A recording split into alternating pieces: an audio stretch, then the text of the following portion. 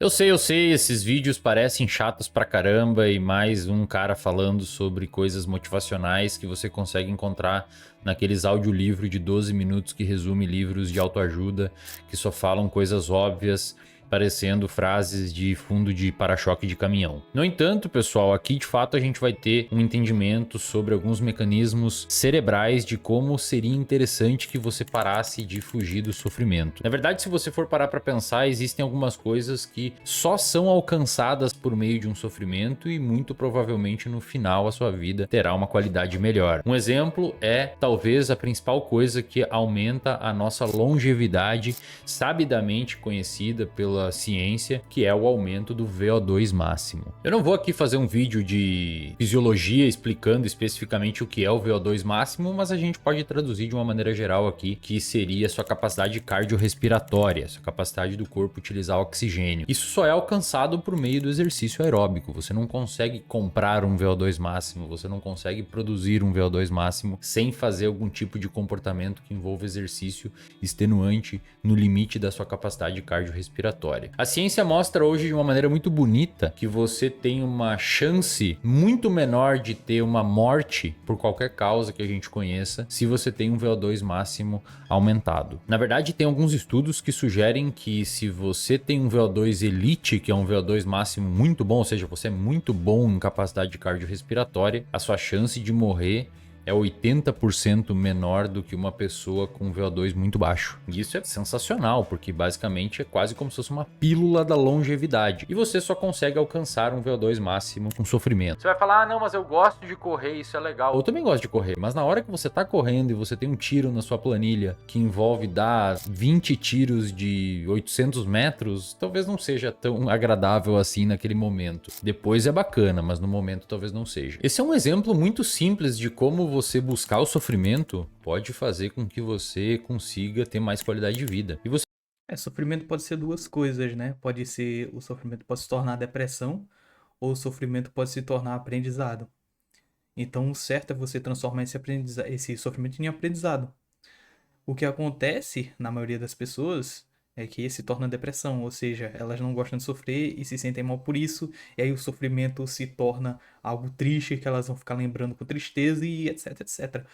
O sofrimento você tem que aprender a usar ele de uma maneira boa na sua vida.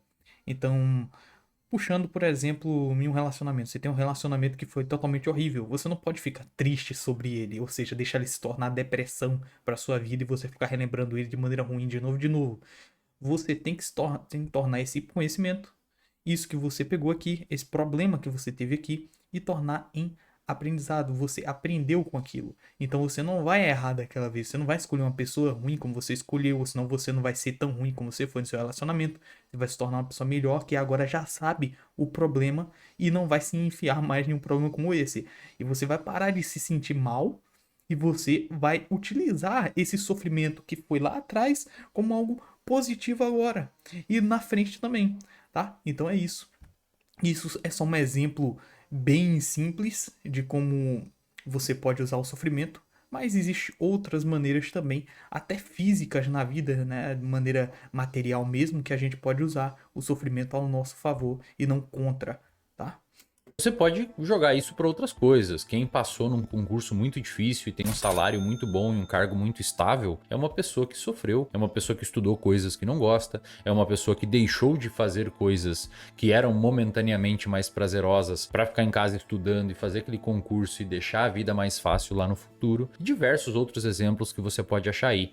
Desde isso que eu citei até uma pessoa que fez dieta ou alguma coisa assim. A parada é que em nível cerebral existe uma explicação do porquê também você não deveria ficar fugindo da dor, né? Ou do sofrimento. E quando eu digo aqui sofrimento, não entenda ficar dando chibatada nas costas ou, sei lá, acompanhar o seu time perder um jogo e ficar assistindo aquilo como se fosse uma coisa muito legal. O que eu digo de sofrimento é você atrasar uma recompensa imediata buscando uma recompensa futura. É muito interessante porque no nosso cérebro, as regiões que estão envolvidas com o prazer, com o processamento do prazer, são as mesmas regiões que estão envolvidas com o processamento da dor ou o processamento principalmente da frustração, sabe? Aquela dor mais psicológica, embora a gente não exista uma dor psicológica, né? Mas essa dor mais frustrante, assim, que é mais cognitiva, digamos assim, vai entre muitas aspas. E na medida em que você força essa região a processar apenas prazer, as outras coisas vão ficar mais difíceis. Um exemplo é você pedir para uma pessoa que é viciada em drogas, ou seja, que martelou bastante naquela região ali do prazer, fazer alguma atividade que envolva não ter prazer, como, sei lá, uma atividade física ou algum esforço específico, estudar.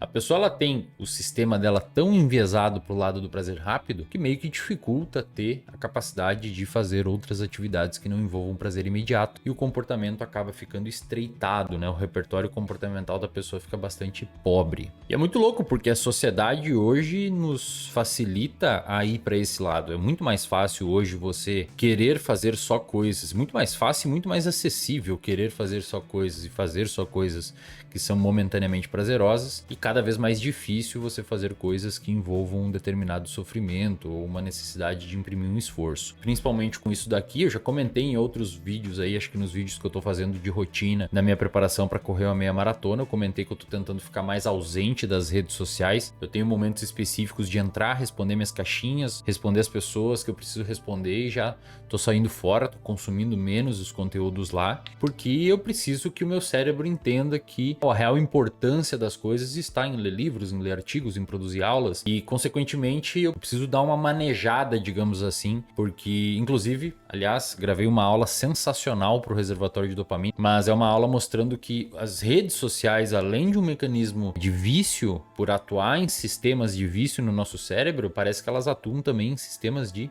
devaneio, né, de divagação, e isso é bastante plausível. E explica o porquê que a gente fica rolando Reels vários minutos ali e depois nem lembra o que viu. E talvez isso já tenha acontecido com você. Você fica rolando Reels, depois você percebe que tá ali uns 10 minutos. Eu não uso essas coisas não, rapaz. Aí é coisa de drogado. Isso aí é Zé maconha pra pessoal da internet aí, TikTok, Instagram, Reels. Um negócio que sempre você tem que ficar baixando infinito. Não, cara, isso aí não serve não. Eu só jogo joguinho e assisto YouTube. É isso.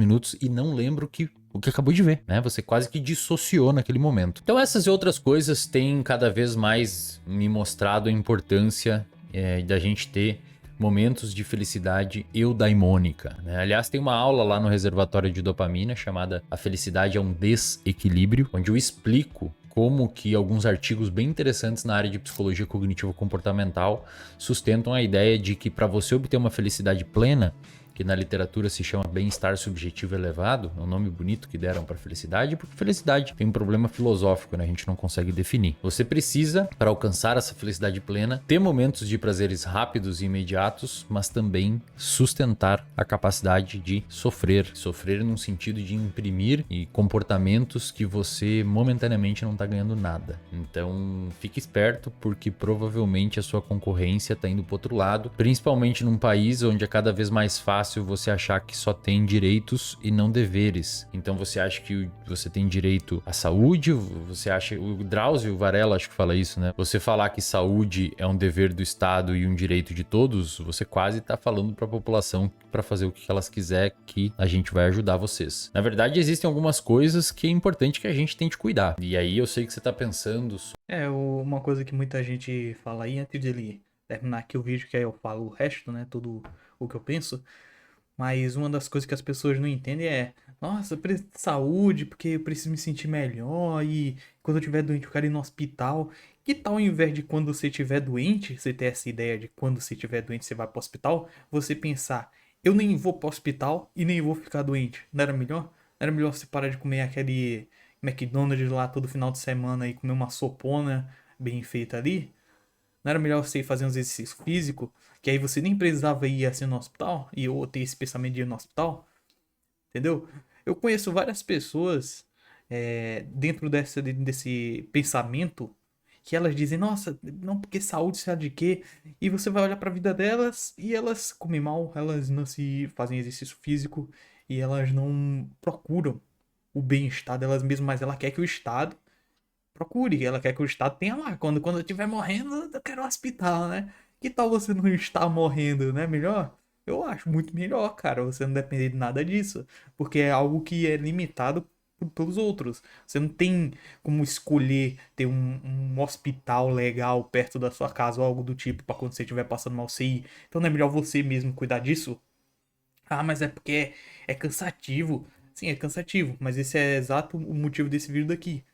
Não é porque é cansativo que você não deveria fazer, você deveria fazer. Porque é cansativo e vai te dar mais frutos no futuro.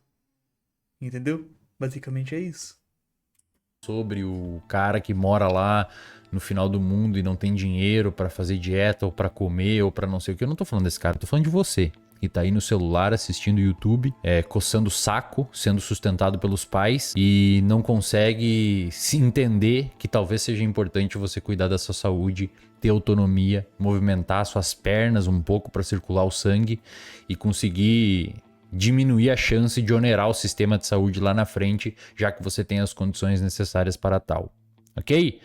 Então, seja uma pessoa que entenda o sofrimento como um momento necessário na sua vida para que você alcance as coisas que você quer. Fechou? Nos vemos no próximo vídeo.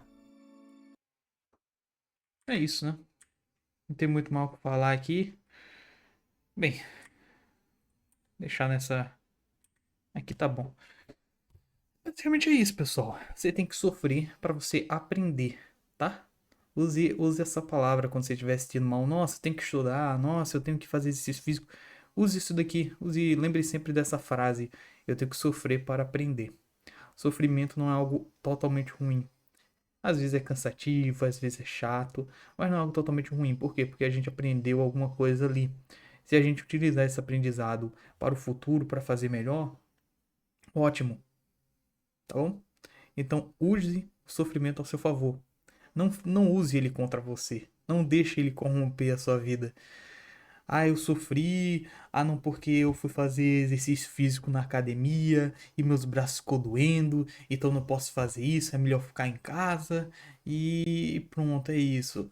Não, você sofreu, mas você vai aprender. Qual é o aprendizado aqui? Que o sofrimento que está vindo para o seu corpo vai te potencializar a melhorar esse corpo no futuro. Tá doendo é porque eu me esforcei. Entende? O sofrimento da dor é porque eu me esforcei, porque eu fui bem. Então eu tenho que continuar fazendo. Olha que coisa bonita. Então, se esforçar, sofrer, é pro seu futuro. Aprenda isso e você vai ser uma pessoa melhor.